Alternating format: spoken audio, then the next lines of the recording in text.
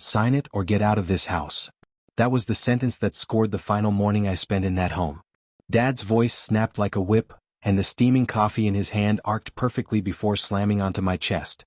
The burn came a second later, but the betrayal hit instantly. I didn't scream. I didn't flinch. I just watched the steam curl off my shirt like it was someone else's skin melting. My crime? I had refused to co-sign another loan for my sister's husband, James. Yes, that James, the man who owed everyone everything yet still smiled like a saint.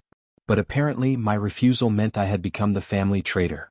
Funny, because the real betrayal was something they didn't even know was already nailed to their front door. I wasn't always the family outsider.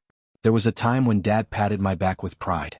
When Claire clung to my arm, proudly announcing I was her protector. When Mom whispered, "One day you'll hold this family together." I believed them, all of it. Stupidly loyal, eager to please, drinking every word like it was gospel. Then James arrived. A storm in borrowed charm, with a smile that masked every lie. Handshakes too firm, words too sweet. Dad adored him instantly. Finally, a real man in the family, he said. A man who talked big, delivered little. Slowly I watched the shift happen. Trust handed over in spoonfuls until suddenly the entire pantry was gone. And then, the real betrayal surfaced. It started with numbers. I see patterns the way some people see colors. Something didn't add up. Money disappearing. Transactions under Mom's name she didn't remember approving. Claire's credit score plummeting like a body in a lake. At first I thought she was hiding mistakes of her own. But one night, pale and shaking, she came to my door. "He said you'd sign it," she whispered. "He said Dad would force you. He already used my name for another loan." She broke then, apologizing for mistakes that weren't hers to bear.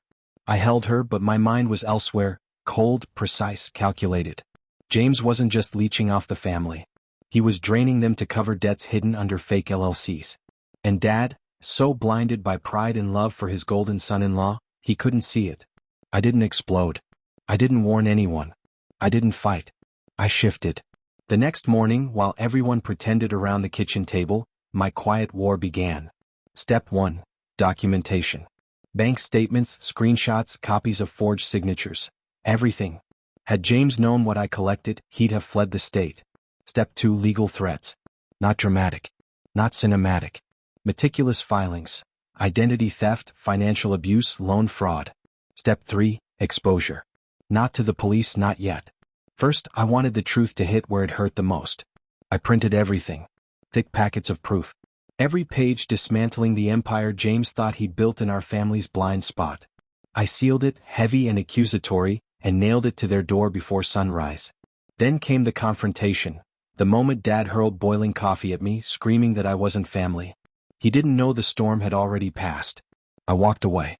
When the door slammed behind me, a scream pierced the morning. Mom first, Claire second, Dad last, caught between rage and fear. I kept walking. They called again and again.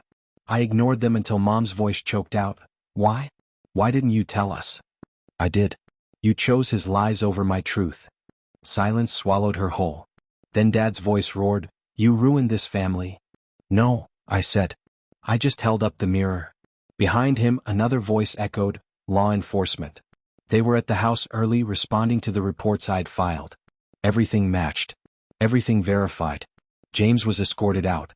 Dad's shouts turned into helpless noise. Claire cried, not at me but in relief. I never went back. Months have passed. The burn on my chest has almost healed. But the lesson? Loyalty without awareness is self-destruction. Claire visits now quietly, stronger. Mom sends messages she knows I won't answer, yet keeps sending anyway. Dad stays silent. He cannot look at me without seeing the son he tried to break and failed. And James? He spends his days drowning in courtrooms and consequences. Me? I sleep peacefully. Sometimes revenge doesn't roar. Sometimes it walks away while the truth does the burning. The coffee? Nothing compared to that.